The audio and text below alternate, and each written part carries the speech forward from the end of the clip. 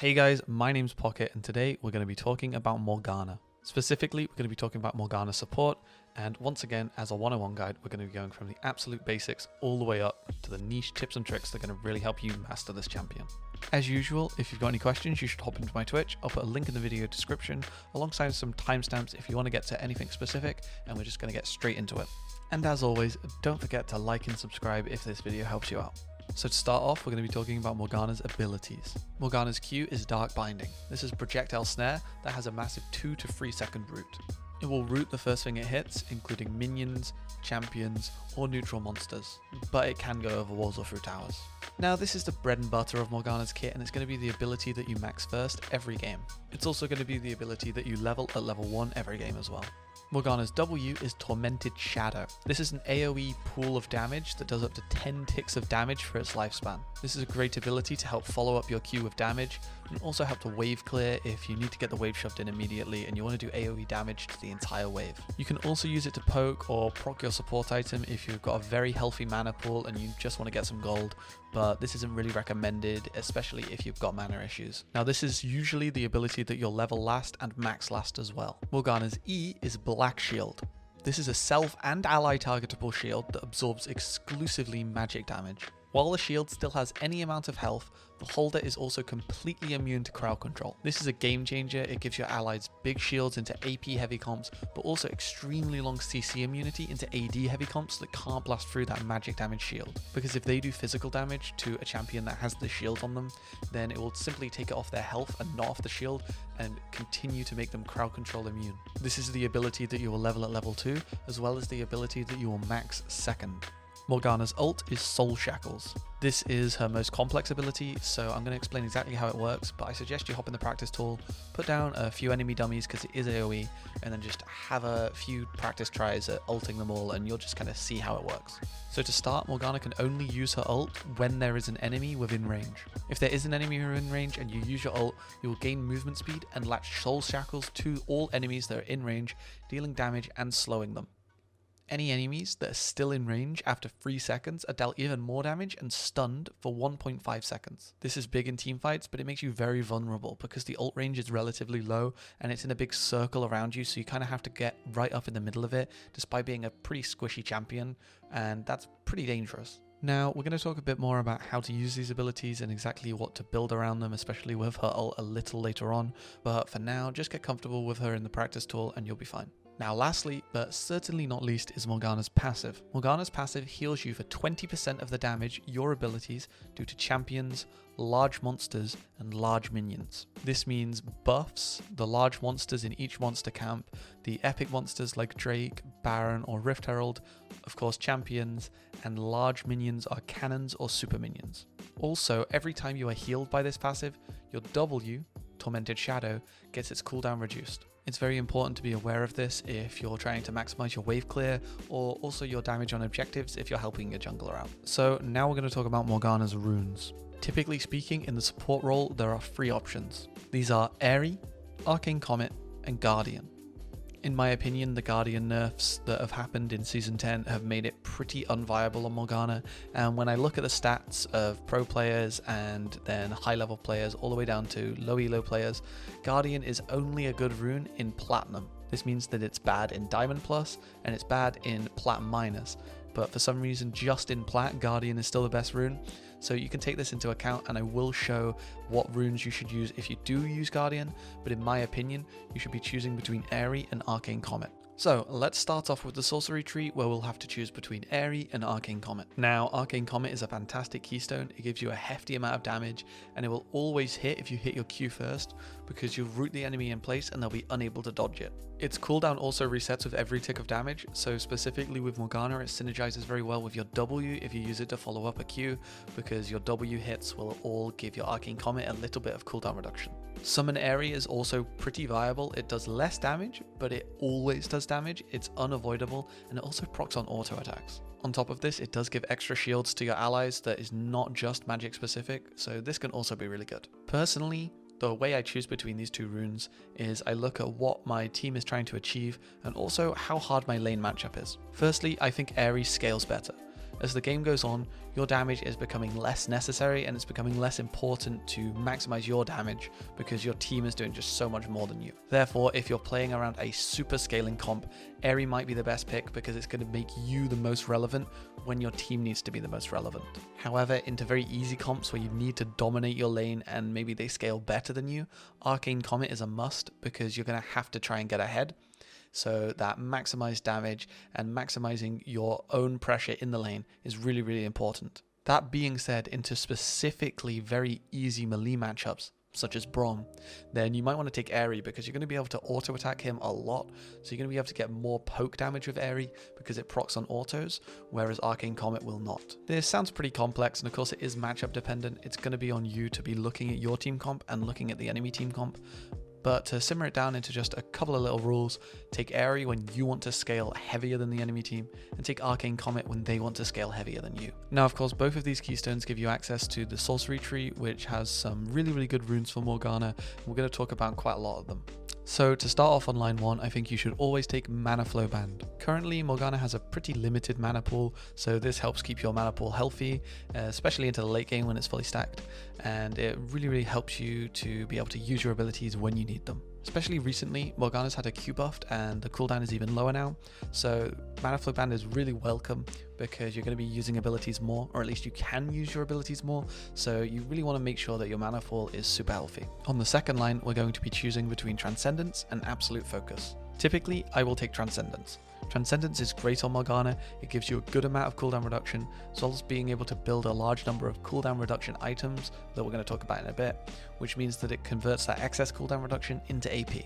However, if you're into a lane that you really, really need to dominate, especially when you've taken Arcane Comet and you want to get ahead because the enemy outscale you, then you might have to take Absolute Focus. This is an especially lane focused rune because it doesn't scale quite as well as Transcendence, but when you need to get ahead, then you need Absolute Focus.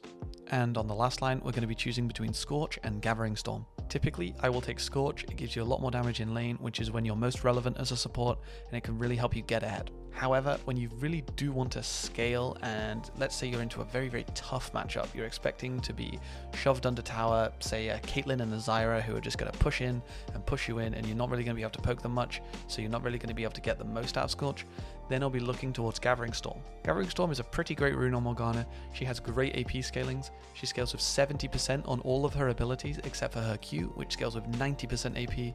So the more AP you get with Gathering Storm as the game time goes on, the more relevant that you're going to be. And of course, not only does it give you more damage, but it also gives you bigger shields for your allies because your E also scales with 70% AP. So this is something to definitely remember. So now we're going to talk about the secondary tree. My go-to secondary is the Inspiration tree. The reason that I choose Inspiration is pretty simple, and that's Perfect Timing. Perfect Timing is a rune in the first line of the Inspiration tree, and it gives you a free stopwatch. Overall, it saves you 250 gold, and because you're going to be building Zhonya's first item on Morgana to synergize with your ult, which is what we're going to talk about in a bit, then this is really, really helpful. Not only does it allow you to get Zhonya's a little quicker than you might have been able to beforehand, but as a support, your gold income is much more limited, especially once you max your support item, so this rune can really, really help out. On top of this, because it turns into a stopwatch before you've actually fully built Zhonya's, it also gives you an extra use of this in lane when it's still just a stopwatch, and that can be a total lifesaver. The second rune that I'll take in this tree is either Cosmic Insight or Biscuit Delivery. As standard, I'd suggest taking Cosmic Insight. This is a really great rune. The cooldown reduction comes straight away, but it also increases your max cooldown reduction, so it's really relevant at all stages of the game, which is great. But if they have laners that can poke you a lot and you're not expecting to be able to really trade back with them that well, such as a Caitlyn and a Zyra as we talked about, then you might want Biscuit Delivery. This keeps your mana pool healthy and it gives you a little bit of health, so it really helps you with sustain in lane, and that can be super important into some team comps. So now we're going to talk about builds. To start off, you've got a really important choice between Relic Shield and Spell Thief's Edge. Relic Shield is a more defensive starter item. It offers health regen, and safer farming, and it's good into poke heavy laners. Spell Thief's Edge is the aggressive option. It gives you even more AP, and it gives you mana regen, which can be super helpful, but it doesn't give you any health or health regen. and it's only really good into laners that you're going to be poking back and you're going to be doing a lot of damage to. The key in deciding between these two is that neither one is better, it's just entirely matchup dependent. You have to take into consideration the enemy support and the enemy ADC and choose accordingly. Don't simply just pick one and build every game. Your next choice is mobility boots versus cooldown boots. This is fairly simple. Mobility boots give you a much higher lane dominance. It allows you to roam around the map in laning phase much better. It allows you to secure better vision control because of that. It also allows you to really see the enemy off in lane. If you can constantly put yourself in a better position to hit your Qs and engage upon them, then they're really going to have to be playing a lot safer, because they know that you have much higher movement speed and they're going to be able to move into position before they can get out of position, and you can use that to intimidate them and really assert your dominance in lane. Cooldown boots, however, are what I would consider the scaling option. They obviously help you max your cooldown reduction sooner, probably around level 10 when you're getting your Transcendence buff, and they also become 20 AP boots if you max your cooldown reduction, and then they become excess AP. They're also slightly more defensive in lane, and that's because once you get them, you immediately get cooldown reduction, and your E has a monstrous 24-second cooldown at level 1, so that can really help get more E's out and get more shielding out. So this is the defensive option in lane. Now, some people always pick Moby boots and some people always pick cooldown boots, so I really think that this has a lot to do with feel, and I think you should just try them out and see what's best. Personally though, I choose between Moby boots and cooldown boots in game depending on what I think my team is trying to accomplish. Now for your core items. Morgana has 3 core items, and they are Zhonya's Hourglass, Redemption, and a Fiend's Unholy Grail. To start, Zhonya's Hourglass. This is the coriest of all core items on Morgana. Zhonya's allows you to actually survive using your ult, which is really important of course, and it's always your first buy. Its active synergizes great, as we've said, with your ult, but it also provides you with armor, which is always nice on bot lane because they're probably going to have a lot of AD damage. And it also gives you quite a lot of AP, and as we've talked about, Morgana has great AP scalings, so really none of the stats here are wasted, and on top of all of this, it even gives you some cooldown reduction. Now for the next 2 core items, you're going to be picking which order to build these depending on the game and what's kind of happening around you. To start, Redemption is great if you have team fights because its active can heal and damage the entire team fight. So if team fights are happening early and there's a lot of fighting around Drake or Rift Herald and you're there to help out, then you need a Redemption straight away second item. It gives you pretty great stats, it gives you mana regen as well as higher healing and a little bit of health regen and health as well, which is really great. And this is just something that you should always be thinking about early on if objectives are what your team are trying to secure. A Fiend's Unholy Grail works very nicely with Morgana. It doesn't give you bigger shields, but it allows your shields to also heal your allies. So adding in that ability to heal as well as shield your allies is really, really important. It also gives you some MR, so if you are not team fighting, so you don't want Redemption, and there's quite a lot of magic damage going on, let's say they've got an AP support like a Lux, then this can be a really good item for you. Just like Redemption, A Fiend's Unholy Grail is ridiculously cheap at only 2,100 gold, so both of these items are really cheap and really easy to get on a support's gold income, and you should buy them in pretty much every game. Now for the situational items. Firstly, and an item that I kind of wanted to put in the core items section, but I find myself foregoing it more and more recently, so I'm gonna put it in situational items, but it's certainly something that you should be considering every single game, and that is Ardent Sensor. Ardent Sensor gives you quite a lot of AP, it gives you some movement speed, and most importantly of course, it gives you a passive which buffs your allies' attack speed and on hit damage, so this is really good of course with auto attack heavy ADCs, which is most of them. On top of this, it gives you a little bit of mana regen, which is great, but it does have a wasted stat, which is the bonus healing, because that's unique and shared with Redemption, and I think Redemption is more important right now, so Ardent Sensor, you're not really getting the most out of that. It's also not the best thing if you just have an auto attack heavy ADC and nobody else on your team can really benefit from the extra auto attacks. Keep this in mind, but if you've got an ADC and say an auto attack heavy jungler or top laner, then you really do need to be getting Ardent Sensor, but I would say that Redemption and Grail are probably going to be before this unless you have a super auto-focused champion like a Vayne or a Twitch on bot lane, at which point you can bring this Ardent Sensor and build it before some of your core items. Now your next situational item is Locket of the Iron Solari. This is of course a defensive option offering 90 base stats, 60 MR and 30 armor. This is a very cheap item as well, so for these kind of base stats, it's pretty good. It's great with team fights because it's active as an AoE shielding ability, and obviously this makes it synergize pretty well with Redemption. So if you're really getting the most out of your Redemption, then definitely need to be thinking about Locket, because it's going to really help to back up that Redemption healing with some extra shielding as well, which is awesome. However, it's not that great if you're not team fighting, so it's a niche pick. Next is Zeke's Convergence. This is once again a defensive option, offering you 90 base stats, but this time it's 60 armor and 30 MR. Its active binds you to an ally champion, and when you use your ult, those around you take burn damage when your ally damages them. It's a niche item though, and I would often suggest Locket over Zeke's unless the enemy team is significantly biased to physical damage. Next is Shurelia's Reverie. This is a niche but potentially game-changing pick. It really helps you get into position for an engage via your Q, as well as keep you in distance for your ult. Alongside these personal benefits, it can work great with teams who want to chase the enemies down, so you really need to be thinking about your allies when you think about whether or not you should build this item. It's a niche pick, but it's a great one once you learn how to use it and not waste it, so really be thinking every time you use the active about why you're using it and what you're getting from it, and I'm sure you'll learn quickly.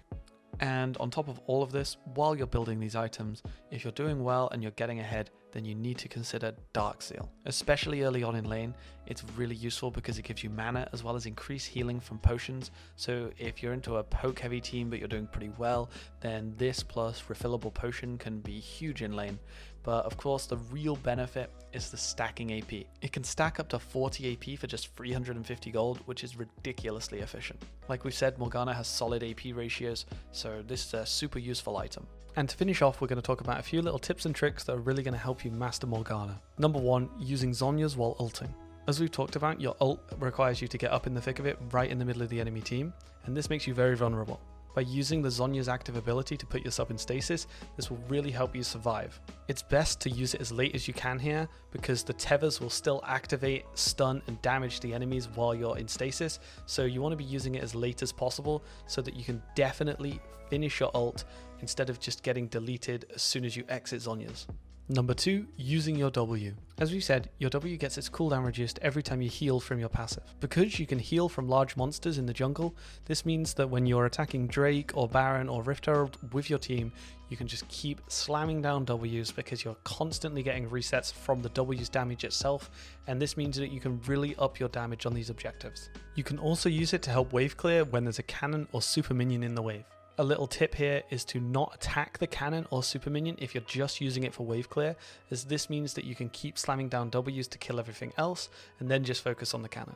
If you kill the cannon immediately, then you won't be able to use your W resets to clear the rest of the wave. Number 3, using your ult to tell if somebody is in a bush that you don't have vision in.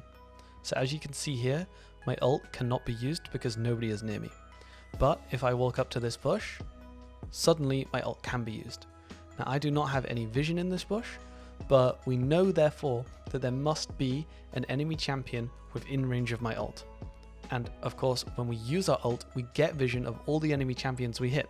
So as we use it here, we can now see them.